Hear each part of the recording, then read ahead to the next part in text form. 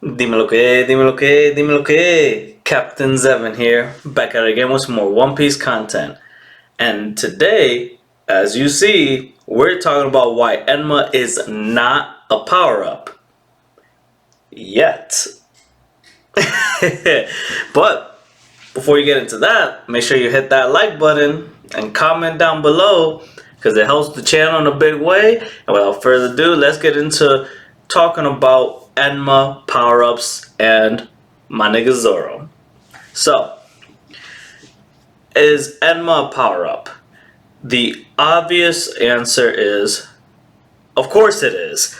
He got a new sword to replace Shisui, and this sword, off rip, is the most powerful sword that we've ever seen in the entire One Piece story. Because no other sword has some crazy attribute like this. We've seen swords that have eaten devil fruits, but we've never seen a sword do anything remotely close to what Enma does. Sucks the hockey right out. Okay. But according to Hitetsu, only Odin was able to master said sword. But now Zoro is also on the path to mastering the sword because he hasn't gotten full master of it yet. Which is kind of crazy to think about that. Right now we're in this intense, crazy do or die battles against the Yonko crew, and Zoro's fighting with the sword that he has not mastered yet. Granted, he's never been presented with an issue like this before. You know, when he lost his two swords to Mihawk, he proved to himself that he can wield Sandai. When, he had his arm out and tossed the sword, and, everyone remembers that moment. It was such a badass moment, and he was like, oh, the sword's curse or my luck? Whichever one is stronger. Huh? My luck is better. I'll take it. That was dope as hell. Because, a lot infrequently, but whenever it does come up, Zoro says that if he doesn't basically make it through the situation he's in, then he just wasn't meant to be great to begin with, which is a very interesting way to look at a lot of things in life. And I can kind of relate to that, where when things happen, I just go, well, if it happens, then it was meant to be, and if it doesn't, then it means it wasn't for me. And he takes that very literally towards his dreams. And then because of that, he in a sense also earned the I always forget that sword's name, the one that the shop owner gifted to him. And Zoro was good, and he was testing them out at Whiskey Peak, but it's not like he could not control it. With Sandai, gave him, it cut more aggressively than what he intended to. But, he referred to it as like a problem child. But he had control over it. It's not like in the next few arcs, he was still trying to get control over it. It was basically in Whiskey Peak, he was, breaking them in. And then he was good.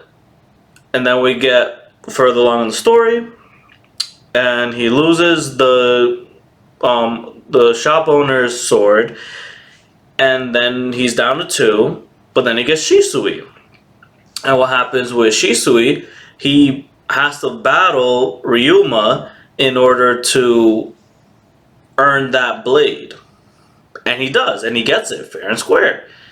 It kind of reminds me of, for any Harry Potter fans out there, the way that wands transfer ownership is you have to beat someone in a duel, because if you just let other people borrow it, it just doesn't work properly. And it's kind of ironic because you can use that same like logic towards Zoro's swords, because every sword until Enma, he's earned it like fully. It's like, yeah, it makes sense. Like he should use that blade, whereas Enma was just like, you can't have Shisui, but here's this one, and it's like, well, this is a really better blade, but I gotta learn how to use this.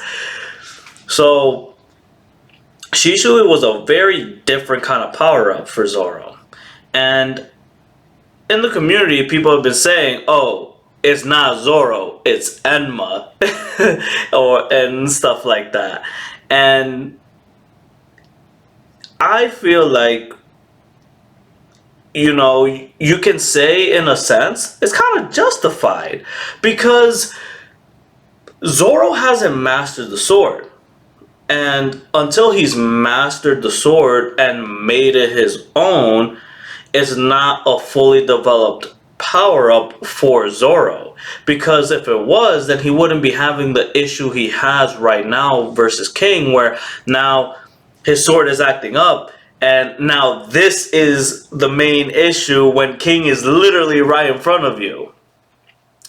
And he's never had to deal with something like this before.